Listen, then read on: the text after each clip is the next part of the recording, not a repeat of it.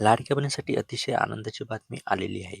या ठिकाणी आपल्याला जो मे महिन्याचा हप्ता आहे ना, हा मे महिन्याचा हप्ता किती तारखेला भेटणार, किती रुपये भेटणार, ही संपूर्ण डिटेल्समध्ये आहे माहिती या व्हिडिओच्या माध्यमातून आपण बघणार आहोत. आणि त्यानंतर लाडक्या बहिणींना इथे 4,500 भेटणार आहे.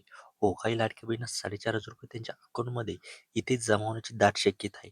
त्यामुळे कोणत्या लाडक्या बहिणीला ते 4,500 भेटणार आहे, ते या ठिकाणी आपण बघणार आहोत. आणि त्यानंतर गॅस सबसिडीबद्दल इथे सुद्धा मोठी अपडेट या ठिकाणी आलेली आहे.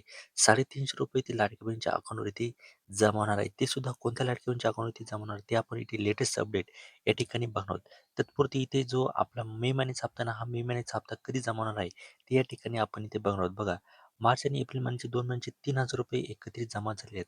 तुम्हाला ₹3,000 इथे जमा झालेले आहे का मार्च आणि एप्रिलचे? ते आम्हाला कमेंट करून ते नक्की सांगायचं आहे.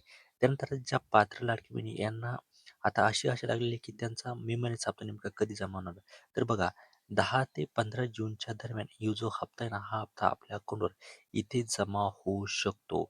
असं मोठी अपडेट्स या ठिकाणी आलेली आहे. आणि याबाबत लवकरच जे आपलं महिला आणि बालविकास खातं आहे ना, हे लवकरच याची अधिकृत घोषणा इथे करू शकतं.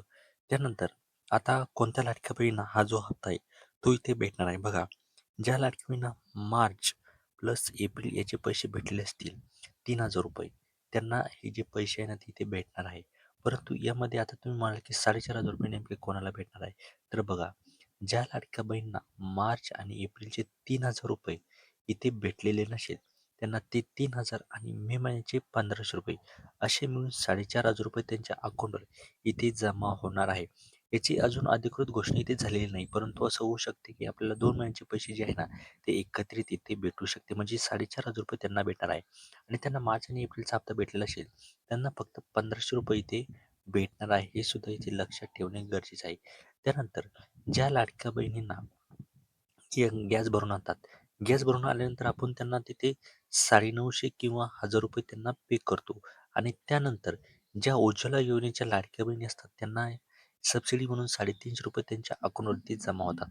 परंतु काही लाडक्या बहिणींना इथे अजून सुद्धा ही जी सबसिडी आहे, ही जमा होत नाही. त्यांनी काय करायचं, एकदा गॅस एजन्सीमध्ये जाऊन त्यांची ई-के-वाय-सी पूर्ण करून घ्यायची आहे. ई-के-वाय-सी पूर्ण केल्यानंतर त्यांना ₹350 100% ते जमा होणार आहे. तुम्हाला ही अपडेट कशी वाटली, कमेंट करून नक्की सांगा. जे चॅनलवर नवीन असेल तर सबस्क्राईब करायचं आहे. धन्यवाद.